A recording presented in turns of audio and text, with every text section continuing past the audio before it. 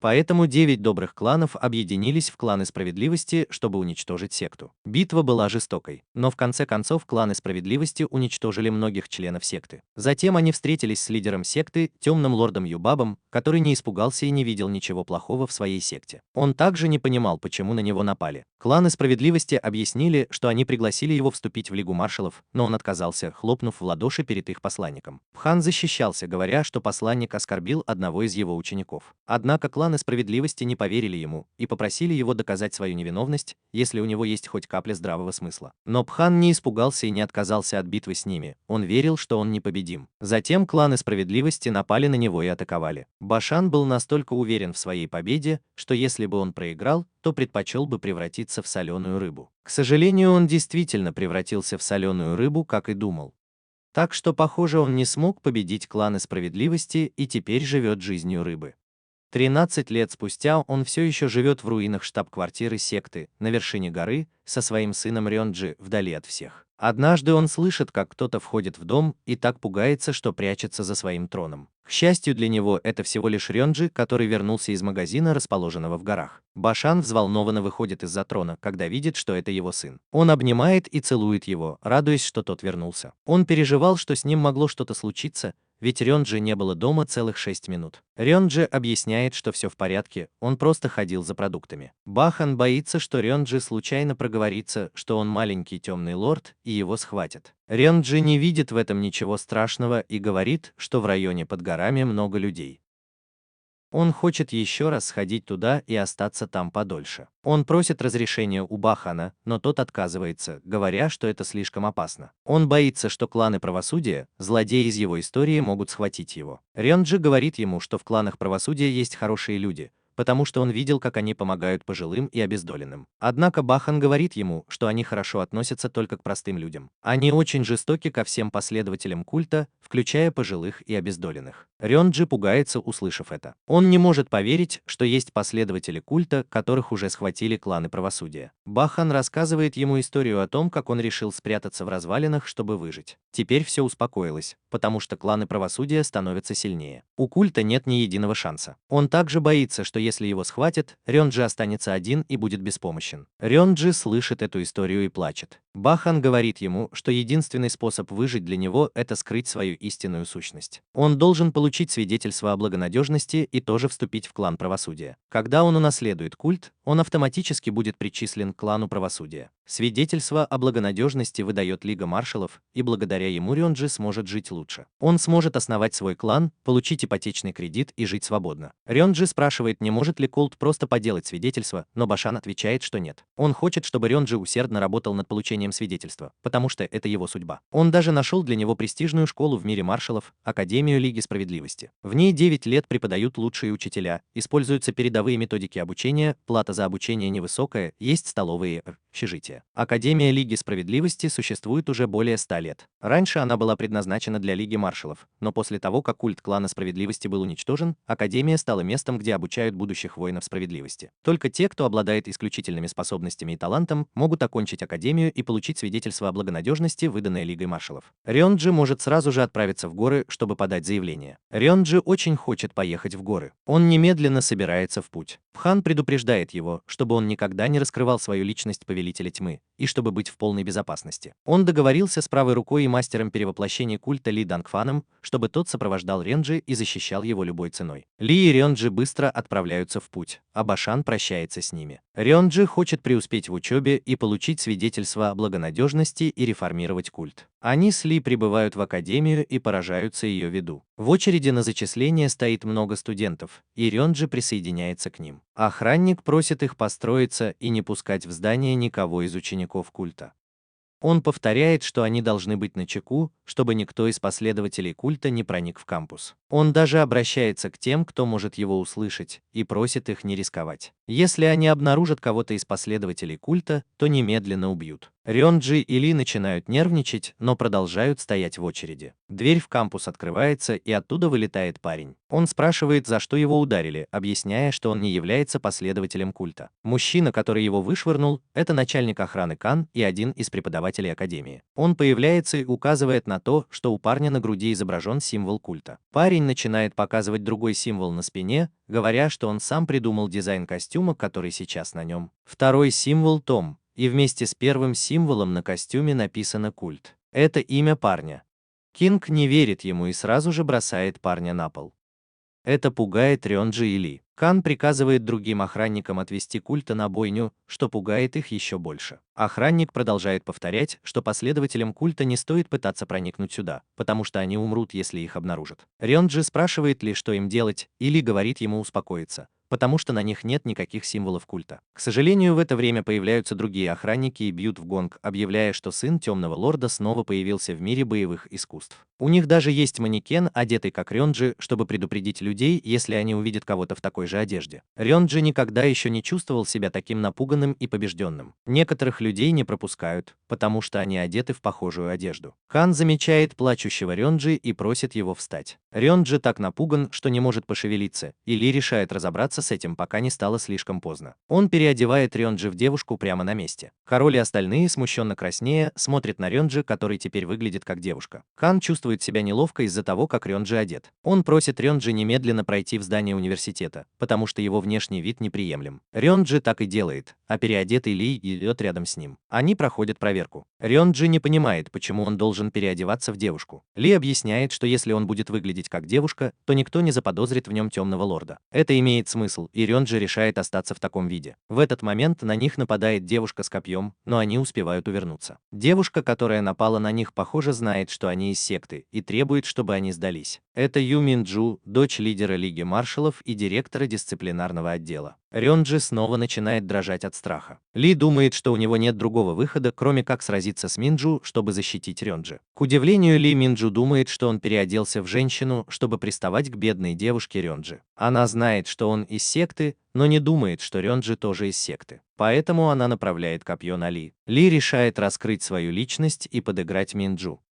Он делает вид, что перестал приставать к Рёнджи и отпускает его к Минджу. Он спрашивает ее, откуда она знает, что он из секты, и она отвечает, что это потому, что он выглядит как бандит в женской одежде. Она решает напасть на него, но он дает ей отпор. Он слишком силен для нее, но она не отступает. Рёнджи также беспокоится, что Ли может причинить вред Минцзю, но Ли телепатически заверяет его, что ничего не случится. Когда Минцзю понимает, что не может одолеть Ли, она решает использовать свою силу. Но прежде чем она успевает это сделать, с неба внезапно появляется мальчик и нападает на них. Ли пользуется этим шансом, чтобы сбежать, оставив Рёнджи позади. Он телепатически говорит ему, чтобы он был осторожен, и исчезает. Мин Цзю и Саян спорят о том, что Саян поднял слишком много пыли, из-за чего Ли смог сбежать. Рёнджи подходит к Саяну, чтобы поблагодарить его за спасение, и Саян представляется, но Мин Цзю не дает ему договорить, потому что она злится на него за то, что он позволил Ли сбежать. Саян отвечает, что если бы не он, то обе девушки были бы в опасности. Это еще больше злит Мин Цзю, потому что она сильнее Саяна. Рёнджи не знает, что делать в такой неловкой ситуации, поэтому он говорит, что пойдет первым. Мин Цзю решает пойти с ним, берет его за руку и уводит от Саяна. Саян останавливает их и просит дать ему туалетную бумагу, если она у них есть. Он хочет в туалет. Рёнджи отдает ему свой шелковый шарф и говорит, чтобы он оставил его себе. Саян тронут такой добротой и отзывчивостью. Он спрашивает, как зовут Рёнджи, потому что хочет с ним подружиться. Прежде чем Рёнджи успевает ответить, Саян убегает в туалет, потому что больше не может терпеть. Мин Цзю это не впечатляет. Она не испытывает никаких чувств ни к одному мужчине. Она ненавидит их и не понимает, зачем они вообще существуют. Рёнджи боится Мин Чжу, потому что она ненавидит мужчин, ведь он тоже мальчик. Мин Чжу берет его за руку и прижимает к себе, говоря, что она предпочитает девочек, потому что они честные и милые. Она спрашивает, как зовут Рёнджи. Рёнджи так нервничает, что даже называет ей свое настоящее имя. Она хвалит его и представляется, говоря, что он может в любое время обратиться к ней за помощью. Она даже предлагает проводить его до места проведения церемонии поступления. Рёнджи отказывается от ее предложения. Он хочет пойти один, чтобы быстро переодеться, пока его никто не увидел в женской одежде. Но Мин Чжу не отпускает его. Она силой тащит его на церемонию. По дороге Мин Чжу вдруг останавливается и спрашивает, что он знает о культе. Рёнджи начинает нервничать и пытается отрицать, что что-то знает о культе. Мин Чжу достает его портрет и спрашивает, кто это, отчего он начинает паниковать, думая, что его разоблачили. Мин Чжу говорит ему, что это портрет сына Темного Лорда, которому 14 лет. Она описывает его внешность, его любимую еду и то, что его охраняет Ли, мастер перевоплощений. Однако, даже зная так много, она не знает его имени, поэтому его до сих пор не поймали. Рёнджи успокаивается, когда понимает, что Мин Чжу не считает его преступником. Она так сильно ненавидит мужчин, что не может обвинить такую милую девочку, как Рёнджи, в том, что она одна из них. У нее есть особенность, из-за которой она забывает лица людей. Рёнджи так рад, что ему удалось избежать разоблачения, что тяжело дышит. Мин Чжу замечает это и чувствует себя неловко из-за того, что рассказала ему о таких страшных вещах. Она решает быть осторожнее в будущем, чтобы защитить своего нового друга. Она просит его успокоиться, потому что скоро они найдут маленького Темного Лорда. Рёнджи спрашивает, что она будет делать, когда найдет его. Она отвечает, что окажет ему особое гостеприимство, которое, по мнению Рёнджи, больше похоже на работу мясника. Он так ее боится, что решает больше никогда не раскрывать свою личность. Затем они спешат на церемонию открытия, чтобы не опоздать. Они приходят на место проведения церемонии, и Мин Чжу говорит Рёнджи, что она будет помогать с организацией мероприятия. Она встретится с ним после церемонии. После того, как она уходит, Рёнджи осматривается и удивляется всему, что видит, и тому, как много здесь людей. Он думает, что все они выглядят очень дружелюбными, и что он скоро сможет завести друзей. Церемония начинается, и Мин Чжу объявляет о ее начале. Она представляет директора школы, мастера Фата, который будет выступать с речью. Директор выходит и начинает говорить, впечатляя всех, кто смотрит на него снизу вверх, включая Рёнджи. Он поздравляет их с поступлением в школу и снова представляется. Все это занимает так много времени, что толпа начинает скучать и засыпает, за исключением Рёнджи, который все еще восхищается директором школы. Мин Чжу напоминает директору, что нужно поторопиться, поэтому он просит всех присутствующих произнести девиз школы, который начинается со слов «Наша цель – уничтожить членов культа». Это самый агрессивный девиз, который Рёнджи когда-либо слышал. Они продолжают скандировать, что будут сражаться с любым последователем культа до смерти. Рёнджи очень боится за свою жизнь. Он понимает, что его отец был прав, когда говорил, что кланы, занимающиеся правосудием, это страшные люди. Он решает сбежать прямо сейчас, пока его не поймали. Но у ворот стоит охрана, и они тоже страшные. Поэтому он возвращается в толпу, чтобы спрятаться там и дрожать от страха. Затем директор просит поднять флаг, на котором изображен манекен в одежде Рёнджи. Мин Чжу стреляет в него горящей стрелой и поджигает. Толпа ликует. Рёнджи в ужасе, потому что манекен – это он. Если его разоблачат, то он тоже сгорит. Голова манекена отлетает и взмывает в небо, чтобы запустить фейерверк и запустить в воздух так называемый фальшивый мяч. Все хотят поймать мяч, потому что тот, кто его поймает, получит подарок. Но Рёнджи смотрит на ворота, чтобы незаметно сбежать. Он выбегает из толпы и оказывается у ворот. Прежде чем он успевает добежать до них, мяч отскакивает от рук толпы и попадает к нему. Следующее, что он помнит, это то, что он стоит на сцене вместе с Мин Чжу и директором и произносит речь. Он оказался счастливчиком, и ему полагается подарок. Толпа приветствует его, но он в панике, потому что думает, что его разоблачат. Мин Чжу объявляет, что в этом году подарком будет деревянная скульптура директора. Она вручает Рёнджи скульптуру, и Рёнджи спрашивает, что это еще за подарок, потому что он не впечатлен. Мин Чжу отвечает, что это все. Скульптура равна 10 годам совершенствования директора. Толпа начинает завидовать, потому что это очень важно. В прошлом году они получили только приглашение в ресторан, а годом ранее парик директора школы. Рёнджи все еще нервничает, но Мин Чжу говорит ему, что не стоит волноваться, потому что она рядом с ним. Затем она просит его представиться и рассказать о своей секте. Рёнджи снова начинает паниковать. Он быстро называет свое имя и говорит, что у него нет никакой секты. Толпа в недоумении, потому что ему удалось поступить в академию без принадлежности к какой-либо секте. Мин Чжу объясняет, что здесь могут учиться все, кроме членов культа. Директор подходит к Рёнджи, чтобы проверить его способности к культивации, прежде чем передать ему свой кай. Он говорит, что ему не стоит беспокоиться о том, что это Инь или Ян, потому что он может сделать их гармоничными, даже если это культ. Услышав это, Рёнджи пугается и в страхе отдергивает руку. Он отступает назад, говоря, что хочет усердно работать самостоятельно, без помощи директора. Директор говорит ему, что у них глубокая связь, поэтому это необходимо. Он направляет свой кай в руку Рёнджи и просит его принять его культивацию. Это необходимо. Но Рёнджи слишком напуган и убегает. Директору приходится гоняться за ним по сцене, чтобы передать ему кай. Толпа впечатлена решимостью Рёнджи и вдохновляется на то, чтобы тоже стать лучше. Директор устает и прекращает погоню за Рёнджи. Рёнджи пытается уйти, но директор останавливает его. Он решает передать ему Кай на расстоянии, от чего Рёнджи падает на землю. Мин Чжу быстро подбегает к нему и видит, что с ним все в порядке. Она объясняет, что директор школы человек настойчивый и всегда добивается того, чего хочет, несмотря ни на что. Рёнджи все еще под впечатлением от того, что его грудь не растет, но чувствует себя при этом вполне комфортно. Однако он быстро понимает, что это из-за того, что его фальшивая грудь вывалилась из-под одежды и лежит на полу. Мин Чжу и остальные потрясены, увидев это. Некоторые из них даже начинают думать, что Рёнджи, возможно, является учеником секты, притворяющимся девушкой. Рёнджи начинает понимать, что его время в школе подходит к концу. Он начинает жалеть, что вообще уехал из деревни. Если бы он остался дома с отцом, то не оказался бы в таком унизительном положении. Мин Чжу встает перед ним и защищает его, говоря, что у него просто плоская грудь. Но толпе нет дела до ее слов. Они хотят доказательств, что Рёнджи не парень с симпатичным лицом. Рёнджи все еще в панике. Он понимает, что если попытается доказать это, то только подтвердит их подозрения. Мин Чжу решает доказать им это, поцеловав его, чем шокирует всех присутствующих. Она говорит, что ненавидит мужчин, и то, что она поцеловала Рёнджи и все еще в порядке, является достаточным доказательством того, что Рёнджи девушка. Рёнджи все еще смущен, но рад, что толпа теперь оставит его в покое. После всего произошедшего Рёнджи начинает паниковать из-за поцелуя. Он не знает, сможет ли теперь смотреть в глаза Минджу. Минджу подходит к нему и спрашивает, не скрывает ли он от нее что-нибудь еще. Рёнджи отвечает, что нет, и она говорит ему, чтобы он никогда больше ничего от нее не скрывал. Рёнджи соглашается, он слишком напуган, чтобы сказать что-то еще. Она ведет его на тестирование. Когда они приходят в зал, она объясняет, что целью теста является проверка знаний учеников, и в зависимости от их оценок они будут распределены по классам: высшему, продвинутому и обычному. Если они не пройдут тест, то могут быть отчислены. В этот момент в зал входит экзаменатор, король, глава охраны, и говорит ученикам, что они будут вызываться по одному, чтобы представиться.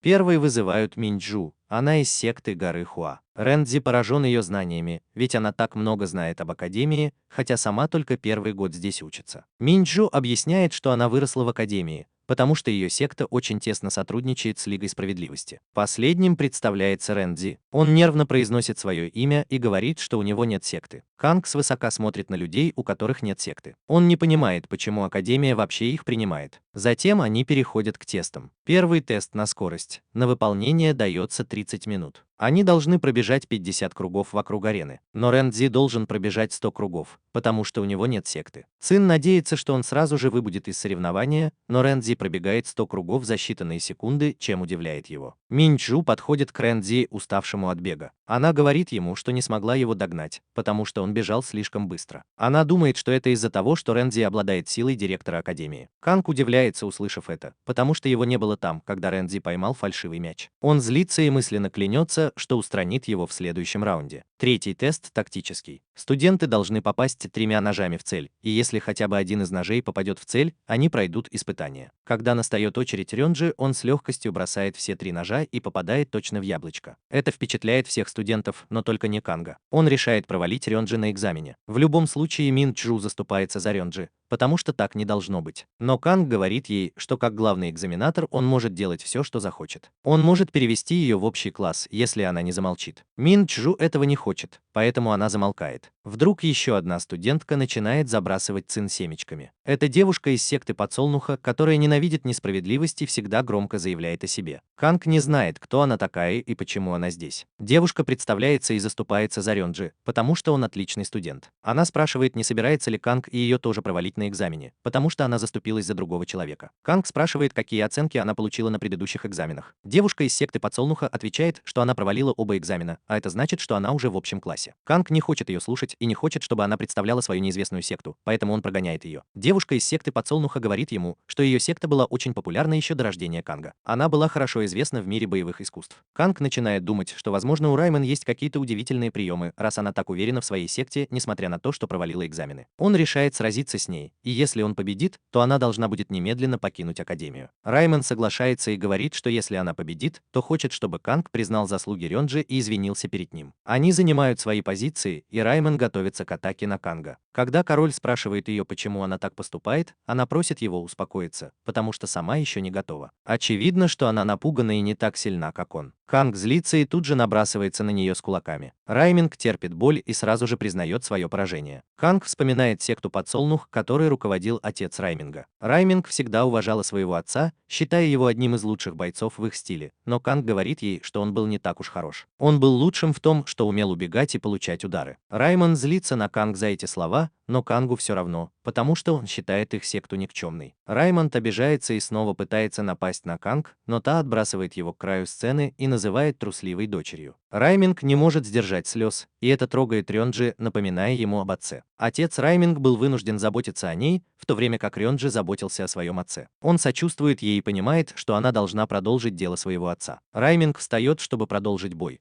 потому что хочет прославить свою секту. Канг приходит в ярость и пытается атаковать ее изо всех сил, но Рёнджи блокирует его, что приводит Канг в бешенство. Рёнджи благодарит Райминг за то, что она вступилась за него, и говорит, что он сам разберется с этим. Он бросает вызов королю, и король тоже злится на него и принимает вызов, тут же нападая на Рёнджи. Рёнджи блокирует его атаки и уводит Райминг со сцены, уклоняясь от ударов. Он передает ее Минджу, и студенты начинают аплодировать. Бой продолжается, Рёнджи уклоняется от атак Канг, что заставляет его и всех присутствующих задуматься, почему он не контратакует. Он не хочет нападать, потому что владеет только боевыми искусствами культа. Если он применит их, то раскроет свою личность. Отец говорил ему никогда не использовать эти приемы, потому что он слишком хорошо ими владеет. Когда он был маленьким, многие члены культа обучали его своим особым навыкам, а некоторые старейшины передали ему свои знания, чтобы защитить себя. Сейчас он самый опытный и сильный член культа, даже сильнее своего отца, Темного Лорда. Рёнджи спросил, что делать, если его будут обижать. Отец ответил, что он должен дать обидчику пощечину. Рёнджи так сильно ударил короля, что тот отлетел в сторону. Король потрясен и сразу же узнает знаменитый прием культа, который называется пощечина забвения.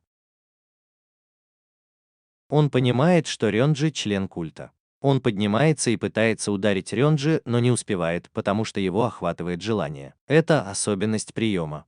Любой, кто получает такую пощечину, испытывает непреодолимое желание, и его кай начинает вытекать. Когда кай Канга начинает вытекать, он теряет сознание и пальцем пишет на земле культ, но никто этого не видит. Студенты в восторге от Рёнджи, который вступился за Канга. Они хвалят его и подбрасывают в воздух. В этот момент Агон объявляет о приходе Ю, декана факультета дисциплины. Минджу сразу же представляется ему, но он игнорирует ее и подходит к Кангу. Он испытывает отвращение к нему за то, что тот проиграл первокурснику. Он говорит студентам, что среди них есть член культа.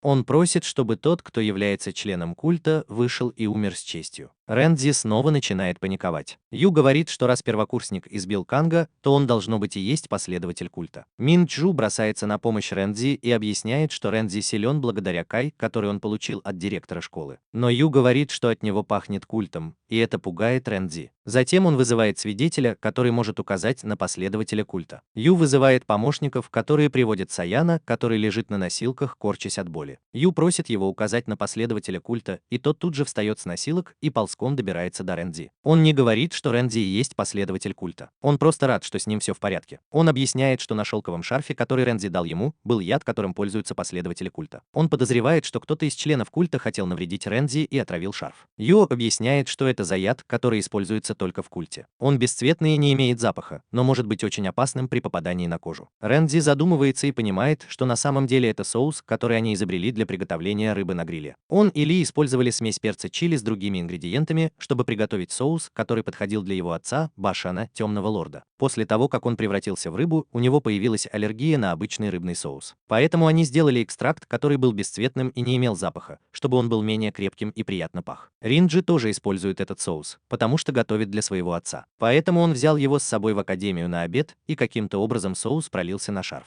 А Саин использовал этот шарф, чтобы вытереть руки, и обжегся от перца чили. Мен Цзю верит в то, что говорит Сейн, и считает, что Рёнджи был выбран не случайно. Ю думает о тех людях, которые использовали яд, и тут же бросается к кустам, за которыми они скрылись. Появляется Ли, все еще в женской одежде. Он знает Ю, они, вероятно, уже сражались раньше. Рёнджи нервничает, увидев его, и Ю нападает на него, обвиняя в том, что он создает проблемы. Они обмениваются ударами, и Ли в конце концов уводит Ю с поля боя. Бегуны объявляют результат, кандидаты и распределяют студентов по классам. Мен Цзю попадает в класс для одаренных и надеется, что Ренджи тоже попадет туда, потому что он даже победил Канга. Многие другие студенты попадают в продвинутый класс, но Ренджи попадает в проблемный класс, о существовании которого он даже не подозревал. Это шокирует всех, особенно потому, что они знают, что Ренджи этого не заслуживает. Проблемный класс находится в самом непривлекательном уголке академии, куда не доходит слава школы. Это самое обшарпанное здание во всей академии с нелепыми и уродливыми чертами. В классе не так много учеников, но они самые странные. Один из них постоянно кипятит воду, чтобы стать сильнее. Культом тоже учится в этом классе. Его каким-то образом пощадили, но он сменил символ культа на одежде на кубок, чтобы избежать неприятностей. Саян тоже учится в этом классе и рад видеть Ренджи. Он подходит к нему, и Ренджи спрашивает, знаком ли он со школой и считает ли он проблемный класс странным. Однако Саян отвлекается на кипящего ученика Доли и подходит посмотреть на него. Когда Ренджи спрашивает, что кажется ему странным, тот ничего не отвечает, решив не обращать на это внимания, потому что Саян тоже странный. Рэнзи слышит, как за его спиной кто-то декламирует стихи. Это тоже одна из учениц, и она обращается ко всем, потому что у них пока нет учителя. Каждый из них занимается своим делом, и ей это не нравится. Она хочет быть их классным руководителем, чтобы они были организованными. Рэнзи надеялась, что она будет самой обычной в этой компании, но она явно не такая. Она хочет научить их уникальным навыкам, которыми владеют только в секте Подсолнуха. В этот момент появляется Ю и ругает их за то, что они слишком шумят. Он снимает 6 баллов за декламацию стихов, за то, что они бросали шелуху от семечек, и за то, что они стояли на подиуме. У каждого ученика в школе есть баллы, которые определяют, перейдет ли он в следующий класс или нет. Эти баллы называются моральными. У тех, у кого баллы ниже нуля, возникают проблемы с успеваемостью, и они будут строго наказаны. Если у них отнять 100 баллов, их исключат из школы. Это заставляет Рэнзи немного присмиреть, и она садится. Ю начинает снимать баллы из других учеников. С Саяна за то, что он использовал кусты в качестве туалета. С Долли за то, что он использовал кастрюлю, в которой варил, и за то, что у него есть подружка по имени Пингер, одна из учениц. У Цзиньши, слепого ученика, баллы снимаются за то, что он вместо контрольной пишет стихи. У Воу баллы снимаются за то, что он спит на уроках и не моется. У Культа баллы снимаются за то, что он раньше доставлял неприятности из-за своей одежды. И, наконец, он говорит Рэнзи, что если она причинит вред учителю в первый же день учебы, то у нее снимут 100 баллов. Это означает, что ее исключат из школы. Затем он приказывает бегунам принести вещи Рэнзи, в которых есть ее ядовитый шарф и ее знаменитая одежда. Рёнджи нервничает, потому что они могут узнать, кто он такой, если сложат 2 и 2 и докопаются до правды. Саян протестует против этого, как и Раймон. Они говорят тебе, что если они хотят исключить Рёнджи, то должны исключить и их тоже. Ты говоришь бегунам, чтобы они собрали свои вещи и уходили. Они все могут уйти. В этот момент дверь распахивается, и один из бегунов отлетает к стене. Входит Мин Цзю и говорит тебе, что Ренджи невиновен и не может быть исключен. Она продолжает объяснять, что Ренджи был вынужден избить Канга. Ю это не волнует, даже если Ренджи не виноват. Он не должен был избивать короля, это правило школы. Он хочет, чтобы Мен Цзю тоже придерживалась этих правил, несмотря ни на что. И если Ренджи любит Лигу Справедливости, он тоже должен это принять. Ю не согласен с этим, потому что Лига Справедливости должна быть справедливой во всем и уметь отличать добро от зла. Ю раздражен тем, что она не подчиняется ему. Он спрашивает, не хочет ли она, чтобы ее тоже исключили. Мин Чжу отвечает утвердительно. Она даже снимает свой значок, показывая, что покидает пост маршала Лиги Справедливости.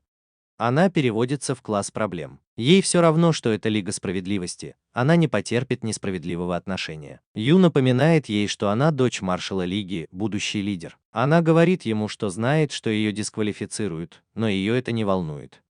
Ю приходит в ярость. Он говорит ей, что она должна отсидеть в классе проблем, прежде чем он уйдет. Рёнджи тронут тем, что Мен Цзю заступилась за него. Он останавливает тебя, чтобы задать вопрос. Если Саян в туалете и у него нет туалетной бумаги, Архаймен заходит в туалет, чтобы дать ему бумагу, то у нее за это снимут баллы или добавят, потому что она зашла в мужской туалет, чтобы помочь кому-то. Ю в замешательстве от такого вопроса и не знает, что ответить. Он говорит, что снимут, потом добавляет, что добавят, а потом снова говорит, что снимут. Он в растерянности и продолжает обрывать лепестки на цветке Архаймен, пытаясь решить, что же делать. Директор приходит в класс, чтобы посмотреть, как идут занятия. Ю говорит ему, что он не должен был приходить, потому что ученики недостойны его. Но он объясняет, что Кианг, который должен был вести урок в проблемном классе, заболел, а у его заместителя слишком много отговорок, чтобы не вести уроки. Поэтому он пришел сюда, чтобы проверить, как обстоят дела, и вдруг увидел, что в класс летит метеорит, и решил отправить его обратно в космос. Он поручает тебе вести урок, раз уж он все равно здесь. Тебе это не нравится, как и ученикам. За исключением Саяна, который любит тебя, потому что ты лучший в школе. Директор видит, что Миндзю тоже в классе. Рёнджи говорит ему, что ее не должно быть здесь. Но он доверяет твоим решениям, так что все будет в порядке. Он добавляет 5 баллов Рёнджи и Миндзю за то, что они дружелюбно относятся друг к другу, что тебя раздражает. Это означает, что Рёнджи больше не могут исключить. Затем директор поселяет их в одну комнату, чтобы они могли помогать друг другу. Рёнджи в шоке, потому что он парень. Если он будет жить в одной комнате с девушкой, это обязательно раскроется. Миндзю, кажется, не против такого решения. Она даже говорит, что теперь рада жить в одной комнате с Рёнджи, называя его маленьким темным лордом. Это означает, что Миндзю знает, кто такой Рёнджи. Она спрашивает его, мальчик ли он и не является ли он последователем культа зла. Рёнджи очень напуган, он даже не может ответить ей. Он спрашивает, откуда она это узнала. Он думает, что это из-за того, что он делал в течение дня много подозрительных вещей, в том числе дважды видел Ли. Но Миндзю узнала об этом, потому что она рылась в его вещах и нашла его одежду. Рёнджи спрашивает, что она там искала. Она показывает ему кукол, которых она сделала из них двоих, и хотела положить их в его сумку. Она хотела сделать ему сюрприз и подарить на память. Она спрашивает, что он делает, переодевшись в девушку. Рёнджи объясняет, что он здесь, чтобы получить свидетельство о хорошем поведении, а не творить зло. Но Миндзю ему не верит. Она говорит, что все члены культа лжецы. Она подходит к нему с копьем наготове, заставляя его нервничать, и он выпускает свой кай, чтобы отбросить копье к стене. Он продолжает в том же духе и умоляет ее дать ему возможность стать хорошим человеком. Миндзю наконец соглашается, поняв, что его кай слишком силен. После того, как Рёнджи объясняет ситуацию, она успокаивается и верит ему. Она говорит, что он не похож на плохого парня,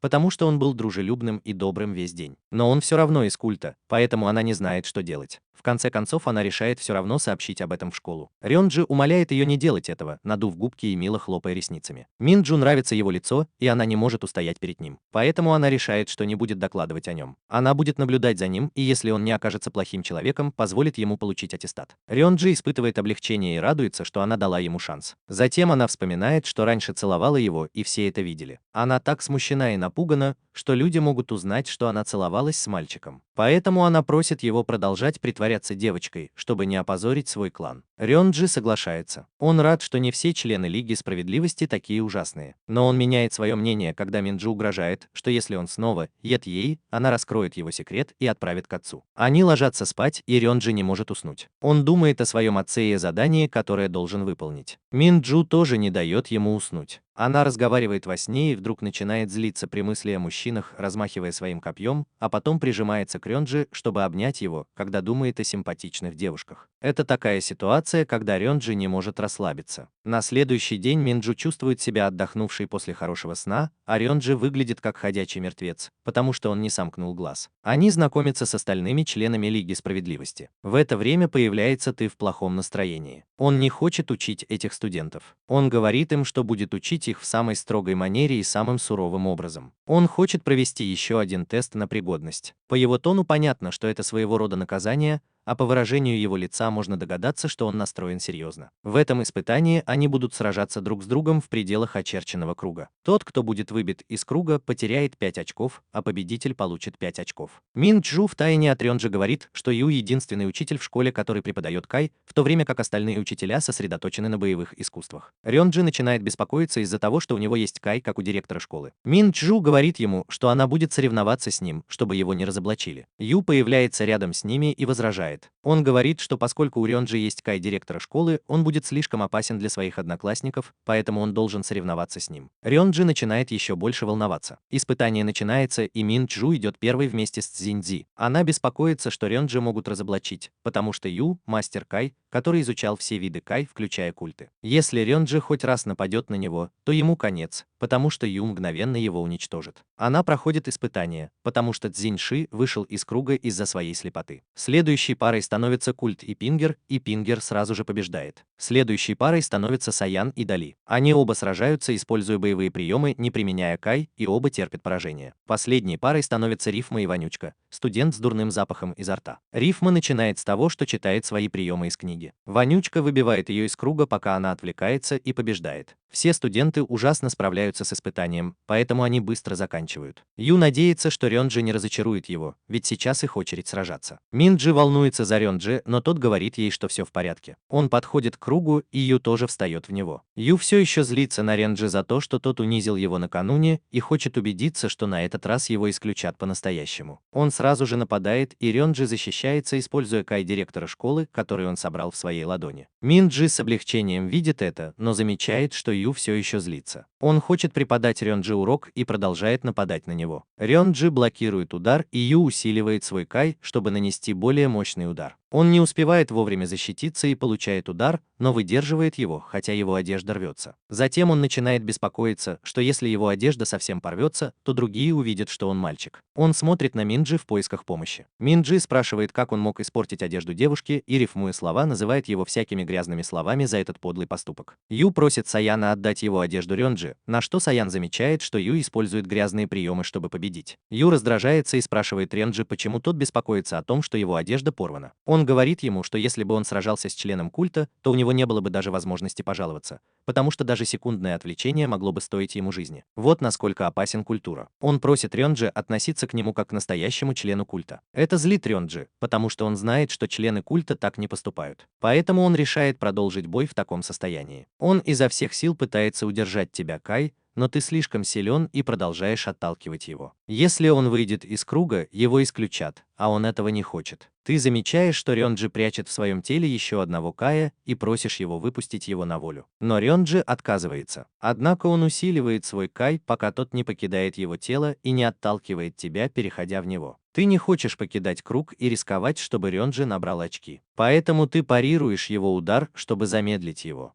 Удар приходится на Рёнджи, но ты выходишь из круга, и он проигрывает. Он также теряет свои волосы, потому что кай директора школы очень мужественный и может сделать это с любым, кто не является невинным ребенком или не родился с такими волосами. Ученики радуются победе Рёнджи, и когда он подбегает к ним, его одежда полностью слетает с него, обнажая его в буквальном смысле. К счастью, в этот момент появляется Ли и создает вокруг Рёнджи барьер, а затем быстро переодевает его. Затем он надевает свою маскировку и спрашивает учеников, которые порвали одежду Рёнджи, указывая на тебя, который стоит в шоке от того, что у него выпали волосы. Ли подходит, чтобы ударить его, а затем возвращается к ученикам, чтобы сказать, что он всегда готов помочь, если кто-то еще будет их обижать. Его маскировка настолько хороша, что Минджу не может ее разглядеть. Она думает, что он добрая женщина и рада его помощи. Ты встаешь и со стыдом отдаешь Рёнджи свои 5 очков, чем очень радуешь всех. Он также говорит ему, что ненавидит его, и что если он нарушит хоть одно правило, то его выгонят из школы. Затем он подходит к Ли, которого не узнает, и дает ему свой адрес, чтобы тот прислал ему парик. Он уходит, предупредив Рёнджи, чтобы тот больше не появлялся на его занятиях. Через неделю Рёнджи пишет отцу, рассказывая, как у него идут дела в школе и как относятся к нему одноклассники. Он всем доволен, но его беспокоит, что он не сможет сдать экзамен, потому что у него всего-навсего 90 баллов. Он молится, чтобы ему удалось сдать экзамен и получить аттестат, который ему нужен. Ю приходит в класс в парике. Он отчитывает Рёнджи за то, что тот недостаточно усердно учится и слишком много времени тратит на переодевание, из-за чего его баллы не растут. Рёнджи, конечно, винит в этом Ю, но не говорит ему об этом прямо. Затем Ю переходит к новой теме и представляет классу новую ученицу. Ее зовут Тан-Тан. Она из секты Тан и из Зеленого города. Она сразу же нравится всем в классе. Затем Ю рассказывает им о новом правиле, которое ввела Академия. В нем говорится, что любой, у кого к середине семестра будет меньше 30 баллов, будет отчислен. Мин Чжу не верит в это, потому что такого правила никогда не было. Она думает, что Ю снова нацелился на Рёнджи. Но Ю показывает им документ, подписанный самим директором, хотя это выглядит подозрительно. Он также говорит, что у Тан-Тан тоже 60 баллов. Так что это правило распространяется и на нее. Затем он оставляет их одних, чтобы они занимались самостоятельно. Рёнджи не знает, что ему делать. Его могут снова отчислить. Он слышит, как Мин Чжу говорит, что она поможет и что беспокоиться ни о чем. Но она говорит это не ему, а Тан-Тан, и это немного разбивает ему сердце. Тан-Тан игнорирует Мин Чжу и уходит. Она тоже пытается рифмовать и выходит из класса. Рёнджи наблюдает за ней и идет следом. Она бежит за тобой, чтобы попросить дать ей задание, за которое она получит больше баллов. Рёнджи появляется позади нее и говорит, что тоже хочет принять участие в задании. Тан-Тан становится агрессивной, потому что она первая попросила об этом и нападает на него. Ю останавливает ее, не давая напасть на Рёнджи, и говорит, что если она будет драться в школе, то ее баллы снизит. Она останавливается и убирает оружие. Ю говорит ей, что на этой неделе они будут собирать рис, а это групповое задание. Он не верит, что проблемный класс сможет выполнить групповое задание, поэтому он отказывается давать им это задание, говоря, что они должны подождать, пока их не исключат. Затем он уходит. Тан-Тан и Рёнджи возвращаются в класс вместе. Рёнджи пытается подружиться с Тан-Тан и говорит, что они должны попросить весь класс помочь им с заданием. Тан-Тан игнорирует его, но Рёнджи берет ее за руку и просит стать его другом. Тан-Тан спрашивает почему, и Рёнджи отвечает, что это потому, что все хотят с ней дружить. Они заходят в класс, и прежде чем они успевают что-то сказать, Саян громко заявляет, что Тан-Тан – член секты. Все в шоке. Рёнджи спрашивает Саяна, откуда он это знает, и тот объясняет, что его крестный рассказал ему, что лидер секты Тан столкнулся с ним втайне от всех. Лидер тогда уехал на коньках, чтобы избежать наказания. Он думает, что Тан-Тан тоже может быть плохим человеком, и это заставляет Рёнджи нервничать. Рёнджи говорит им, что если они обвинят Тан-Тан и окажется, что она неплохая, то они будут неправы. Он знает, что быть членом какой-либо секты не значит быть плохим человеком. Но все слышали о сектах и не хотят иметь с ними ничего общего, как и с теми, кто с ними связан. Мин Чжу не знает, как себя вести, потому что Тан-Тан – милая девушка. К тому же она уже защищает Рёнджи. Она не хочет больше защищать членов секты. Она просто не может решиться. Они все не знают, что делать. Рёнджи подбегает к Тан-Тан и заслоняет ее собой, потому что она не смогла бы поступить в эту школу, если бы была членом секты. Он даже просит Мин Чжу поддержать его. Но прежде чем Мин Чжу успевает что-то сказать, Тан-Тан заявляет, что ей не нужно, чтобы они верили ей, и уходит. Студенты начинают сожалеть о том, как они с ней обращались, потому что, похоже, они ее запугивали. Реймен самодовольно ухмыляется, думая, что Тан-Тан смотрит на них свысока. Мин Чжу говорит ей, что это потому, что проблемный класс на самом деле отстает от других классов. У них также меньше заданий, поэтому набрать очки будет сложно. Студенты начинают паниковать и хотят пойти на задание, чтобы набрать побольше очков. Они приводят Рёнджи туда, где Тан-Тан занята уборкой риса. Там им дают задание и выделяют 10 участков рисовых полей для уборки, чтобы они могли его выполнить. Однако Саин и мальчики слишком веселятся, бегая вокруг. Мин Чжу не знает, как это сделать, а Реймен слишком мал. Рёнджи, Тан-Тан и Пингер – единственные, кто хоть что-то делает. Рэнзи предлагает научить Мин Чжу, как это делать, потому что он в этом деле профессионал, ведь его отец рыбак и сам не может справиться с уборкой. Танг заканчивает свой рассказ и просит у бегуна очки, но тот отказывается, потому что вся команда должна была выполнить эту работу. Рэнзи и Мин Чжу видят это и жалеют Танг.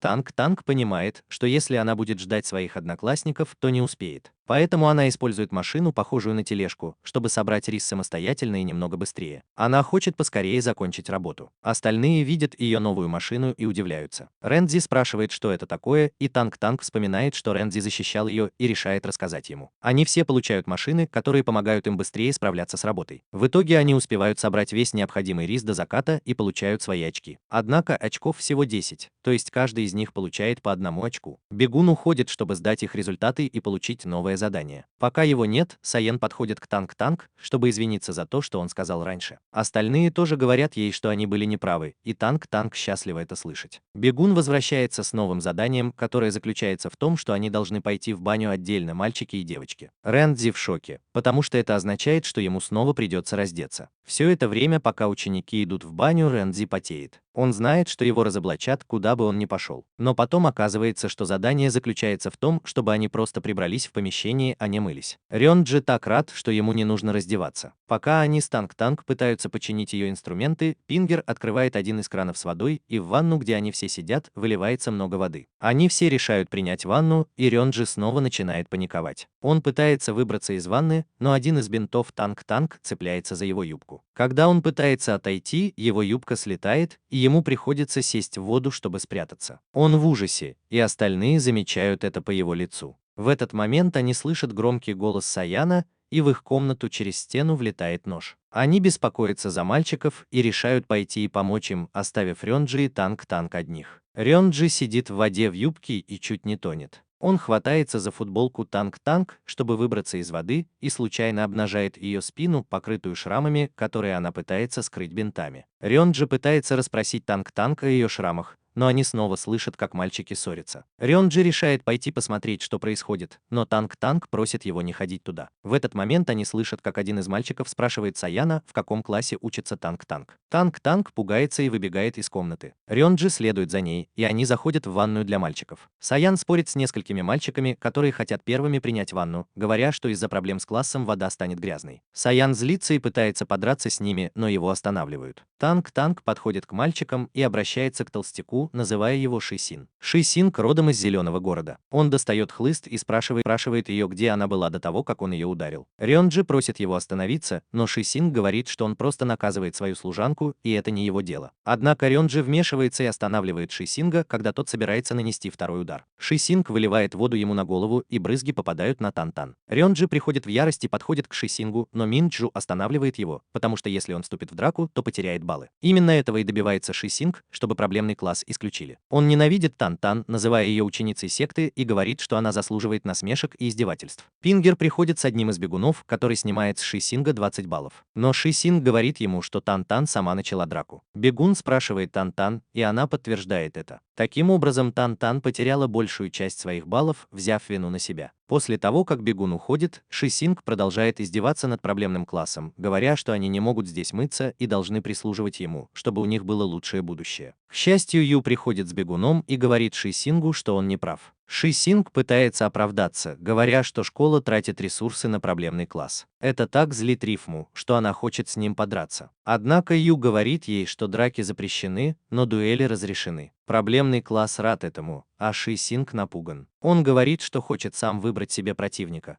потому что не хочет никого обижать. Ю соглашается, и он выбирает слабую девушку, с которой легко справиться. Он выбирает Рёнджи, потому что остальные выглядят сильными. Это их удивляет, потому что они знают, что он выбрал не того, кто ему нужен. Рёнджи соглашается, а Шисинг говорит ему, что он использует одного из своих слуг для поединка. Слуга Тан-Тан. Рёнджи не хочет драться с Тан-Тан, а Тан-Тан боится Шисинга, потому что он может отказаться от поединка. Ю замечает это и говорит им, что если поединок не будет серьезным, то он не имеет смысла. Согласно школьным правилам, они должны драться серьезно, чтобы помочь друг другу оттачивать навыки. Он предлагает, чтобы проигравший потерял 10 очков, а победитель получил 10 очков. Это означает, что Рёнджи исключат из школы, если он проиграет. Он также говорит им, что боевые искусства запрещены, потому что они могут нанести ущерб школьному имуществу, и это пугает Минджу, потому что у Рёнджи больше нет кай-посоха директора. Рёнджи тоже это понимает и не хочет причинять боль Тан-Тан. Шисинг обещает отдать Тан-Тан то, что она больше всего хочет, если она победит, иначе он отдаст это школе. Тан-Тан становится серьезной, явно желая получить то, что ей нужно. Поединок начинается, и Тан-Тан атакует Рёнджи своими инструментами. Рёнджи уворачивается от каждого из них и хватает Тан-Тан за руки, чтобы она не могла ими управлять. Она шепчет ему на ухо, что он должен ударить ее. Он в замешательстве, и один из инструментов попадает ему в голову, и он падает. Когда он встает, то хочет спросить у Тан-Тан, что она имела в виду, но она просит его ничего не говорить. Она продолжает атаковать, а он продолжает уворачиваться, думая о том, что они оба хотят победить, чтобы остаться в школе. Тан-Тан использует дымовую шашку, чтобы дать Рёнджи возможность ударить ее, но он не может заставить себя сделать это. Ему жаль ее, хотя он и хочет победить, но ему действительно жаль ее. Танг-Танг говорит ему, что она хочет сохранить воспоминания, которые они пережили вместе с классом, потому что они ей нравятся. Затем она устраивает большой взрыв, который на секунду ослепляет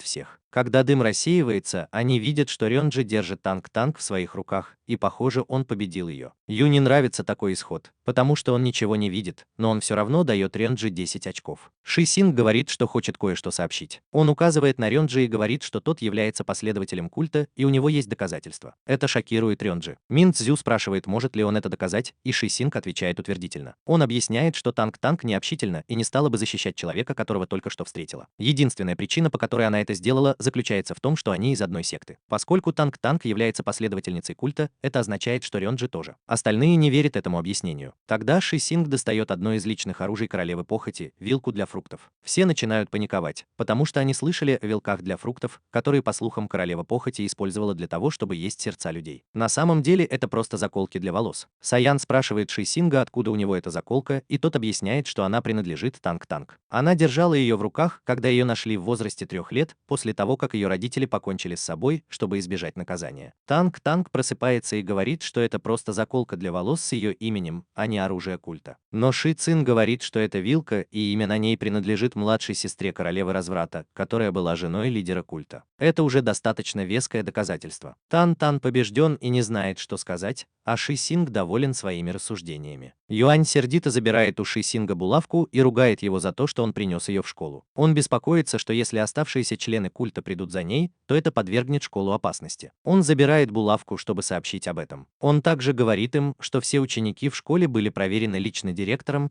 поэтому там не может быть последователей культа. Он уходит, предупредив Ши Синга, что тот потеряет баллы, если снова будет клеветать на других учеников. Это очень злит Ши Синга, потому что булавка принадлежит ему, и он хочет сообщить об этом своему отцу. Он говорит ученикам, что однажды он их всех уничтожит, прежде чем уйти. Рёнджи и Минджу помогли Тан подняться, но Саян и еще 4 учеников отказываются общаться с ней из-за того, что она является членом культа. Минджу пытается защитить ее, но остальные говорят, что сначала они хотят все обдумать. Рёнджи чувствует себя виноватым, потому что на самом деле остальные ученики не ненавидят Тан. Они просто не могут смириться с тем, что она дочь члена культа. Тан кланяется Рёнджи и выбегает из класса. Рёнджи идет за ней, но не может найти ее. Он зовет Ли, который выходит ему навстречу. Он спрашивает его, были ли Тан и его жена последователями культа, и Ли отвечает, что Темный Лорд очень уважал их. Он очень хотел, чтобы они были с ним. Он хотел, чтобы они вступили в секту, но они были слишком хороши для него и всегда давали ему отпор, когда он пытался их задеть. Поэтому Тан не была членом секты, потому что ее родители никогда не были связаны с сектой. Минджу приходит на помощь, и Ли успевает убежать. Она спрашивает, нашел ли Рёнджи Тан, и он отвечает, что нет. Рёнджи хочет что-то сделать, и Минджу хочет помочь ему, даже не зная, что именно, потому что она всегда стоит на стороне справедливости. Тан хороший человек,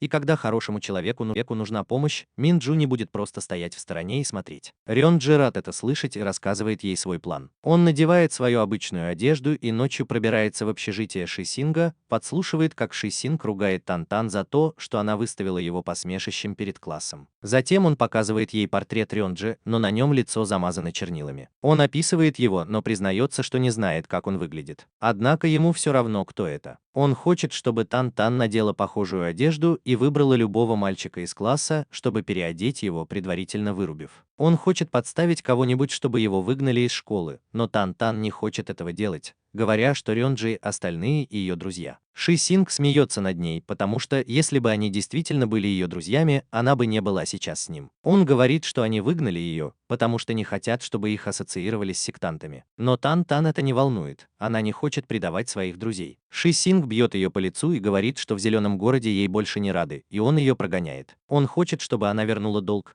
потому что он и его люди приютили ее и помогли, когда у нее ничего не было. Он даже хочет, чтобы она стала маленькой темной повелительницей и навлекла на себя неприятности. В этот момент Рёнджи забирается в окно, надев маску и используя Кай. Ши Синг несколько раз бьет Рёнджи, но тот не понимает, в чем дело. Он спрашивает, кто такой Рёнджи, и Рёнджи отвечает, что он и есть тот самый маленький темный повелитель, которого Ши Синг хочет выдать за себя. Затем Рёнджи наносит ему почти смертельный удар, а Тан нападает на Рёнджи за то, что он разрушил ее семью. Рёнджи начинает волноваться. Он убегает, но Тан преследует его, пока они не добираются до арены, где она нападает на него. Он продолжает уворачиваться, но затем решает сразиться с ней, потому что она не хочет сдаваться. Он использует Кай, чтобы ударить ее, и она отлетает к стене. Затем он поджигает флагшток на арене, и люди это видят. Они приходят посмотреть. Минджу замечает, что ученик культа сражается с Тан. Остальные хотят помочь ей, но Рёнджи не дает им такой возможности, готовясь снова напасть на Тан. Но тут появляется директор школы и защищает Тан, используя Кай в форме колокола. Рёнджи останавливается, и директор вместе с тобой разговаривают с ним. Рёнджи пользуется этой возможностью, чтобы разбить колокол своим Каем, подняв облако пыли, чтобы скрыться самому и увести Тан. Танк напуганный и пытается продолжать бой, но Рёнджи хватает ее за руку и говорит, чтобы она остановилась. Танк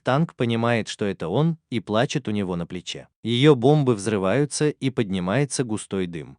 Минджу уходит, а остальные не понимают, что произошло. Когда дым рассеивается, Танк стоит на ногах, а Рёнджи лежит на земле, и все думают, что она победила его. Остальные решают напасть на него, пока он лежит, но появляется Ли и останавливает их. Он спрашивает у Танк, как ее зовут, и Сек объявляет ее врагом секты. Он делает вид, что злится на нее за то, что она победила Рёнджи, и громко заявляет, что они навсегда останутся врагами. Танг соглашается, и Ли уводит Рёнджи с собой. Они оба рады, что им удалось это провернуть, и убегают, но директор ловит их в ловушку, заключив в свой колокол. Он говорит им, что они не могут просто так входить и выходить из академии, когда им вздумается. Ли телепатически говорит Рёнджи, что его Кай недостаточно силен, чтобы разбить колокол, и Рёнджи не может пошевелиться, потому что должен лежать без сознания. Рёнджи понимает, что директор раскусил их план и точно накажет его. Он паникует, но Ли говорит ему не волноваться и лежать спокойно. Директор просит их не двигаться, но Ли говорит, что хочет отвезти Рёнджи в больницу. Директор говорит, что если Рёнджи умрет, он спасет его душу. Ю влетает в зал на своем Кайо, готовый атаковать их. Ли использует этот шанс и разбивает колокол своим оружием, когда Кай-Ю касается его. Это выводит их из себя, и они убегают, а директор школы уходит, не вмешиваясь. Остальные снова извиняются перед Танг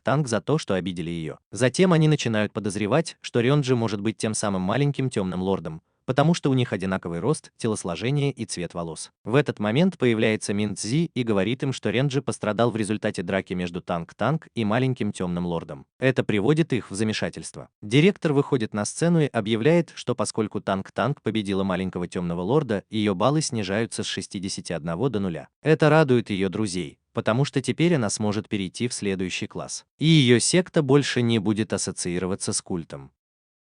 Теперь она может перейти в продвинутый класс. Шисин приходит с синяками и заявляет, что Танг не должна переходить в следующий класс, потому что она из Зеленого города. Она им должна. Танг подходит к нему, валит на землю и несколько раз бьет, говоря, что она больше не из Зеленого города. Теперь она принадлежит к секте Тан. Она новый лидер и член Лиги Справедливости. Она так сильно избивает его, что остальные ученики пугаются. Затем она говорит директору, что избила ученика и заслуживает того, чтобы остаться в проблемном классе. Директор решает дать ей то, что она хочет, и отправляет ее обратно в проблемный класс. Ее одноклассники рады, что она вернулась. Позже Мин Цзю и Рёнджи возвращаются в свои комнаты, и Рёнджи не может уснуть. Он все думает о том, что он открылся Танг, и рассказывает об этом Мин Чжу, который приходит в ужас.